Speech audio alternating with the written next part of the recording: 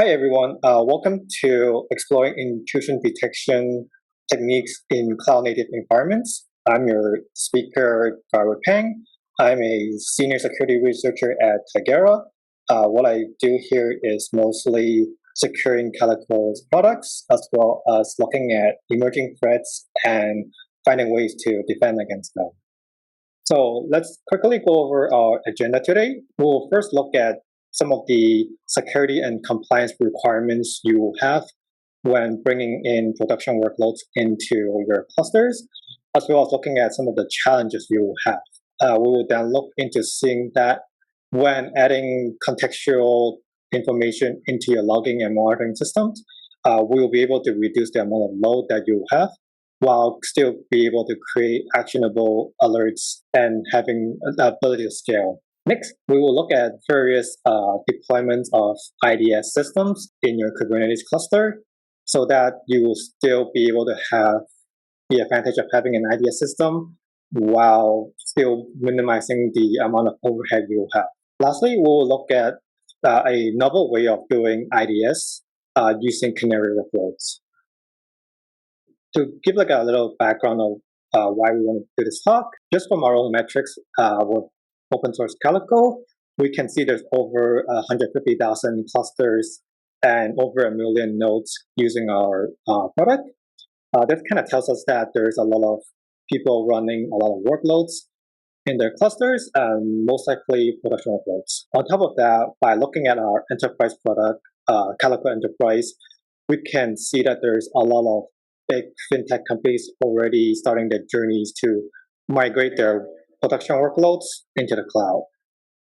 So from just looking at the journey when you bring in your production workloads to the cloud, there's essentially 4 main security and compliance requirements. This is access management, network segmentation, logging, and monitoring. So first, we will look at access management. This is essentially providing access control for various entities you have in your cluster. So to dig a little bit more deeply into it, you will be using Kubernetes RBAC. So using cluster role bindings to map a role to various workloads as well as their resources that they can access. So on the cloud provider level, you would have something like the IAM where you can set access control for your instances that's running the clusters, as well as like the service account that is used to spin up the instances.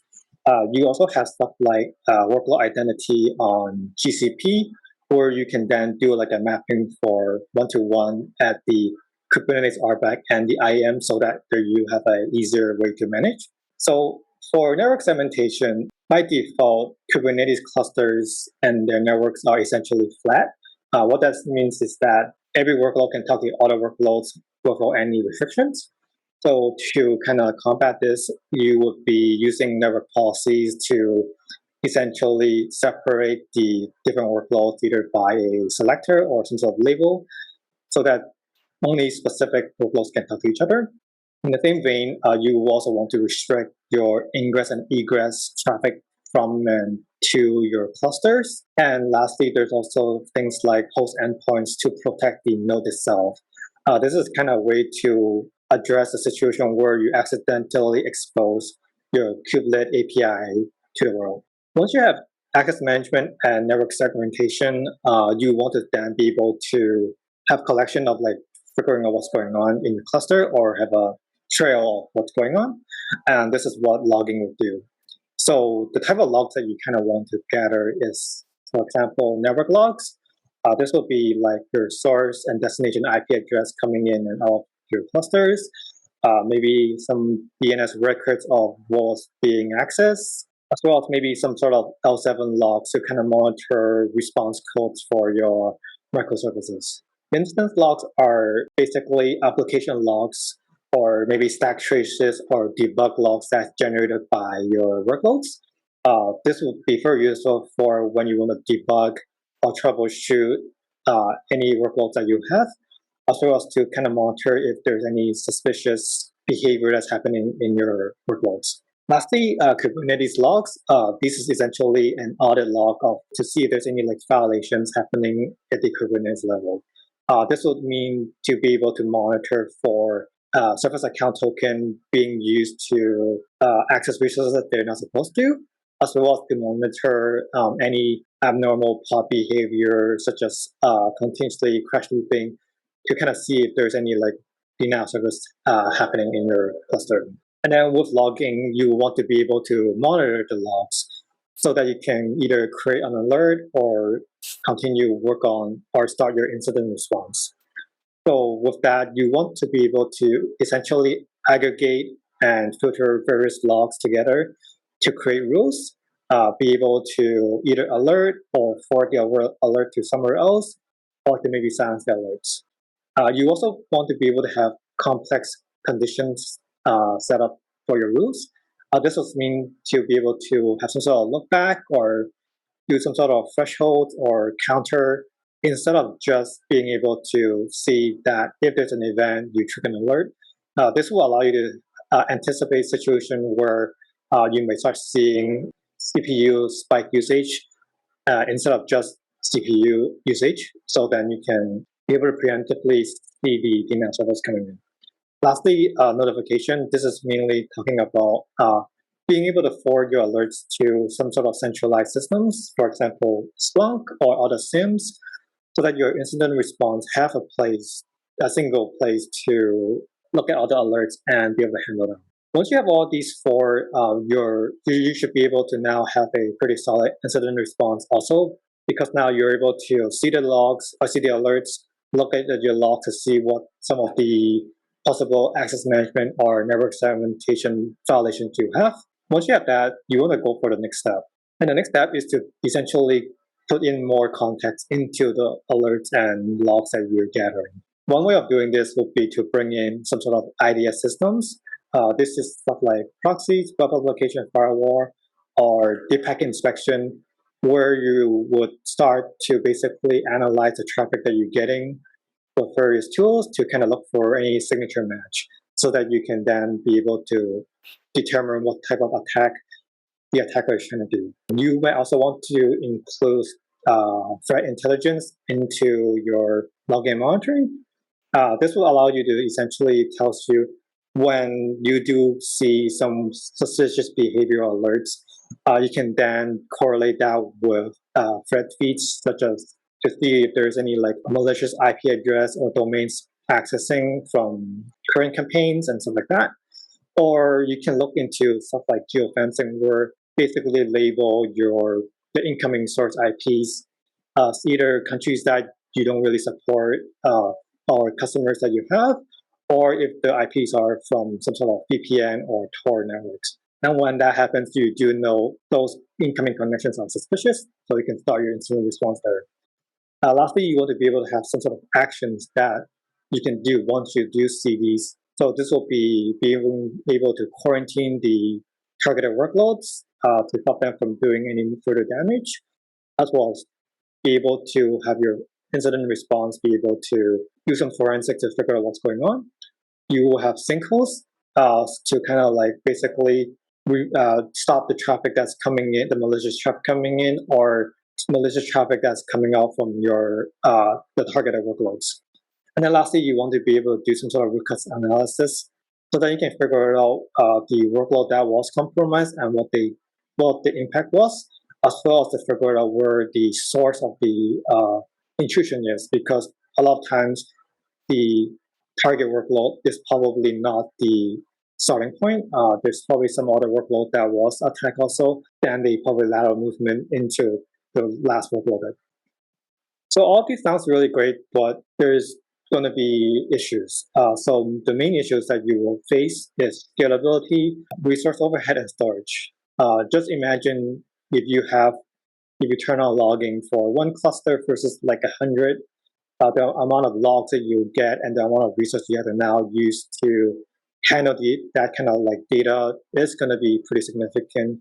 So we want to try to address this. And the first way we want to look into is to clean up the logging and monitoring by adding context into it. So there are some hard limitations for logging and monitoring. First one being external requirements. So this will mean stuff like your security team or compliance team requesting you to store your logs for maybe 2 years at minimum in order to meet some sort of compliance requirements. You will probably have no way to bypass that, or you're just going to fail your audit. So that's some hard requirements that you will have. Another type of issues or requirements that you will have is the fidelity of the logs and how to store them. For example, if you're running your clusters on GKE as a managed covering, the logging is already done by Google, as well as everything is already stored at Google. So it's an easy way for you to manage. Whereas if you have some sort of bare metal setup, you will be the one that's actually have to figure out how to do log collections, as well as to have a place to store them and use them. And that can be pretty taxing. Next, you will have the maintainability issues in your logging monitoring system. Depending on how many employees you have, the amount of logs and alerts they can handle. If you have a single employee in your SOC team, they can only do so much, and at some point, they're just going to be overwhelmed if there's too many alerts coming in. That's not usable. Whereas if you have a whole department, they can probably look at every single event that was triggered and work on that. So with that in mind, the goals you would have for your logging monitoring is set it up so that whenever there's an alert that is triggered, the alert should be actionable, where incident response team can take action and start their investigations, their triage, and resolutions, instead of just having them seeing the alert and then determine or trying to figure out if they should do something about it. The alert should be straight away have enough context that they know where to look for and what to do and how to stop it. So the way you do this is you basically add more context into your alerting and monitoring to kind of address this. The way you do this is to essentially start by first labeling your workloads. This is maybe grouping your workloads by their privilege, namespace, or how they're being accessed in the network. So you kind of ideally want to set it up so that your Kubernetes cluster looks something like something on the right, where you have various zones with various privilege. So once you have everything labeled, you want to then figure out which workloads are the ones that's important to you. And then with that, you can then just mainly focus your logging and monitoring on those workloads instead of trying to focus on all of them. So an example of this would be if you have a small team, you essentially want to protect the workload that is in the restricted zones. And since it is pretty far within your Kubernetes cluster, the amount of traffic and stuff that's happening there should be limited. So the logging and monitoring should be more variable there. You probably don't need to do logging and monitoring on your DMC side because at that point, there's going to be a lot more traffic there. So once you have labeled everything and have set up the hierarchy of what you want to now actually create the restrictions. And the way you do this is to create network policies, essentially set up the zone so that the DMZ zone cannot talk to your restricted zone directly, and it has to go for trusted zone. And you also want to set up your RBAC, make sure that the access is separated. And once you have that, you have like a good hierarchy of what you kind of want and where everything is. You would then want to figure out what kind of alerts you want to create. So the way you do this is you want to combine various logs that you have stored and use those to kind of correlate the situation. So for example, let's say you want to create an alert for a crypto mining attack in your Kubernetes cluster. You want to use flow logs to kind of figure out where the traffic is coming from. Then you want to add in your instance log to monitor for any abnormal CPU usage. And then lastly, you want to add in other logs to kind of see if the compromised workload, to see if the service account tokens was being used to spin up more pods or crypto miner workloads. Once you combine them, it makes a lot more sense when you see an alert, you see where it's coming from, what they're doing, and then what other stuff they're trying to do also.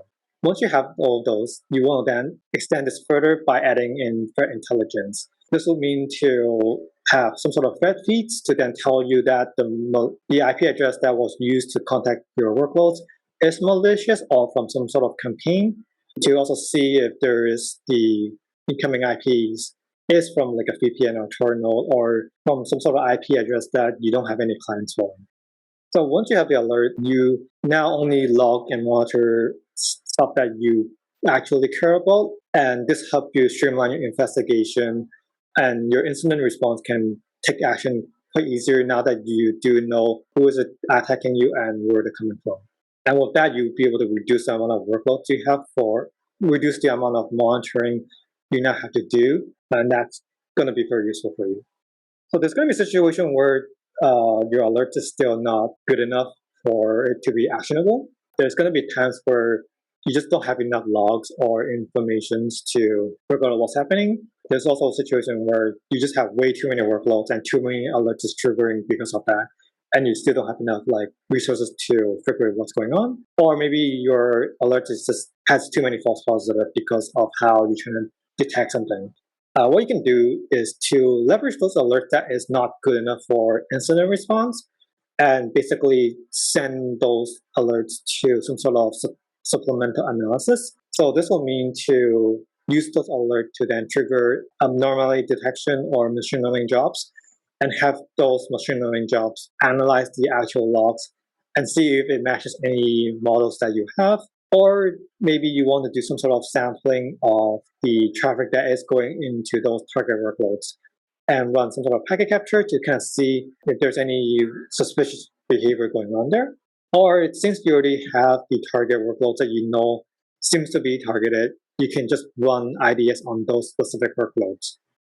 Now, speaking into IDS or intrusion detection systems, there's essentially two main approaches for running it in the cloud.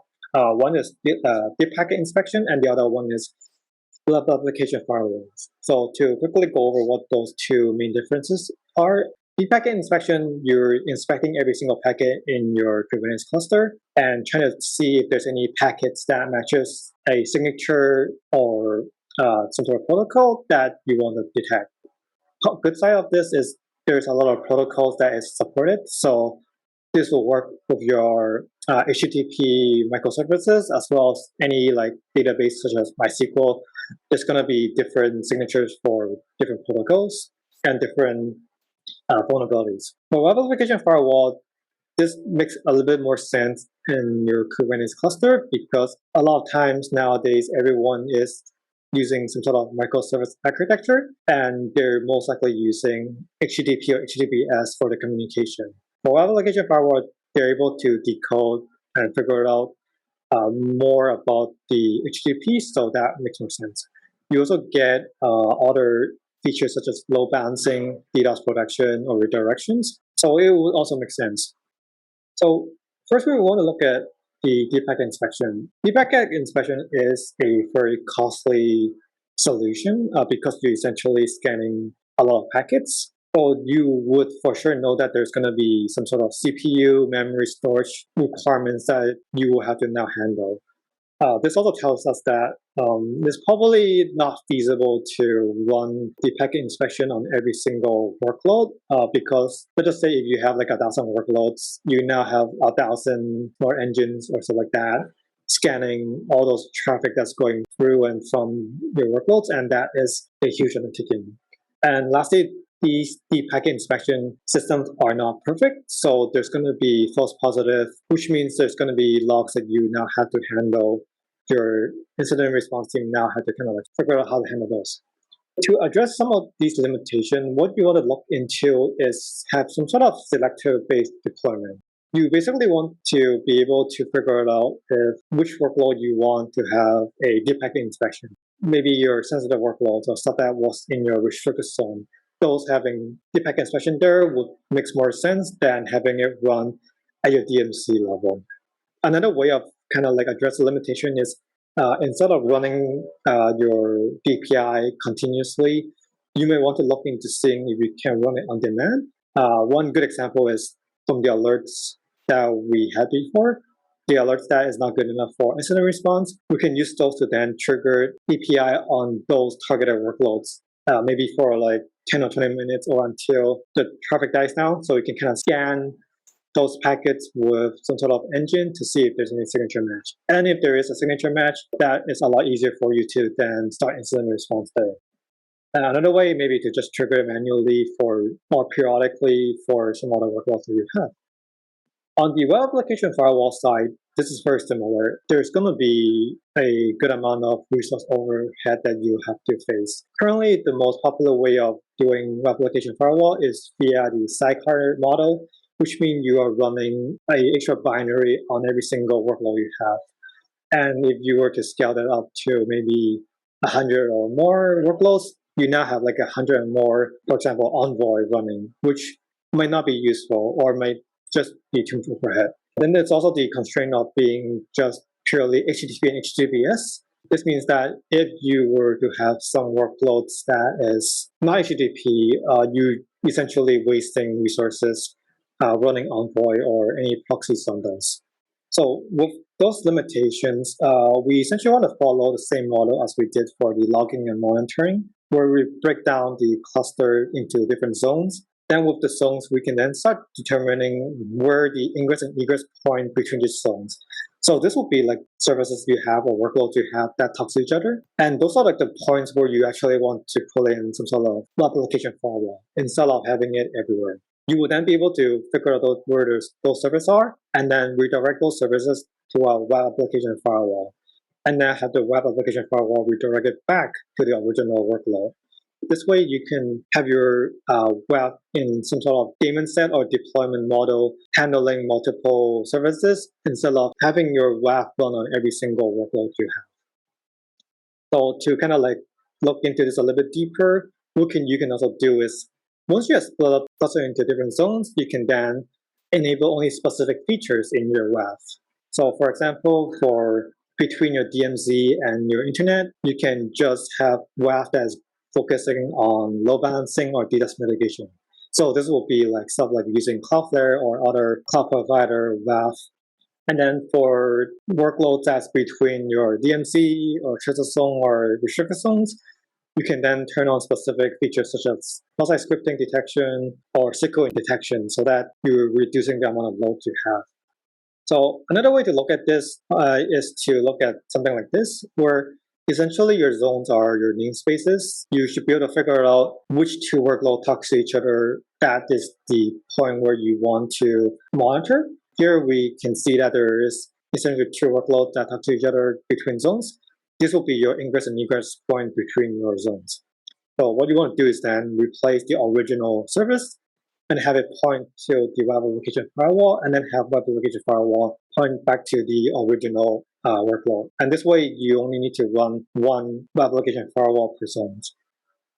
Next, we will look into another way of basically doing intrusion detection. We call it Canary workloads, but it's essentially very similar to how you run honeypots in your traditional network. What honeypot does is, what you do is you essentially place like intentionally vulnerable or exposed device or services or servers in your IT network. If there's any rogue device in your network, what they will start doing is they will maybe look around to see if there's any targets they want to target. And they will eventually see your vulnerable or exposed devices, and they're going to target that. And when that happens, we can then add in like monitoring alerts and figure out that there's some sort of rogue device in your network. And you can then start your incident response and find that rogue device and take care of it.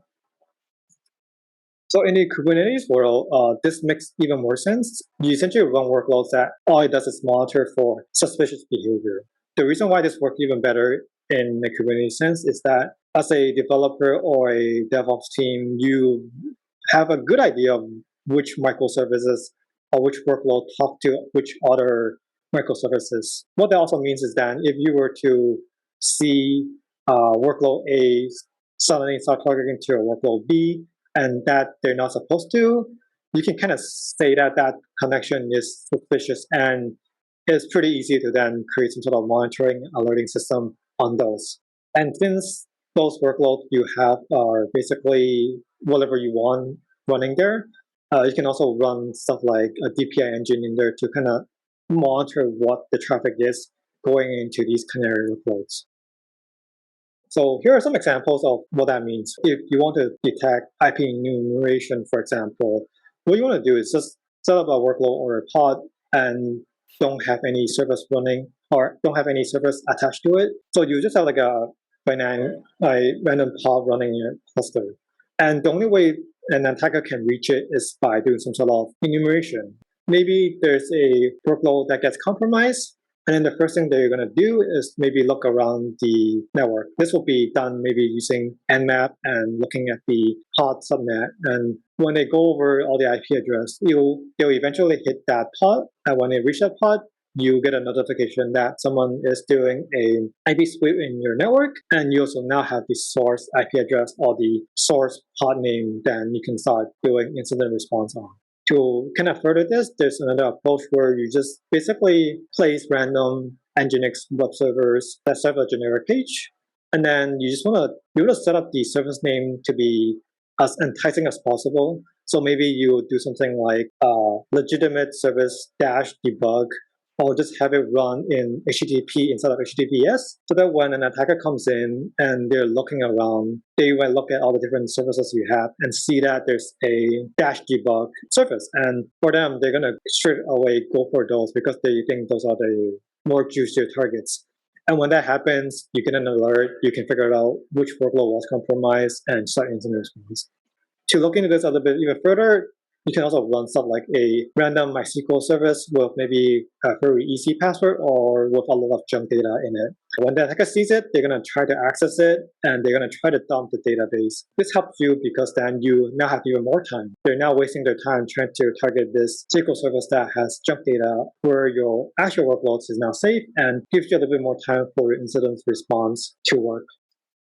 So that's basically it for this presentation or talk. So to kind of recap, when you have production workloads in the cloud, there's going to be security and compliance requirements. With those requirements means you have to run various stuff like logging and monitoring, as well as IDS systems, and those will take a lot of resources. So being able to balance that is going to be the key for you to be able to scale your setup. And lastly, cloud-native intrusion detection systems right now is becoming a very hot topic, and it's pretty exciting and it's pretty good. Thank you for coming to this talk. My name is Garwood. Hopefully you are able to gain some knowledge of how you will be able to do intrusion detections in your Kubernetes cluster. See you next time. Thanks.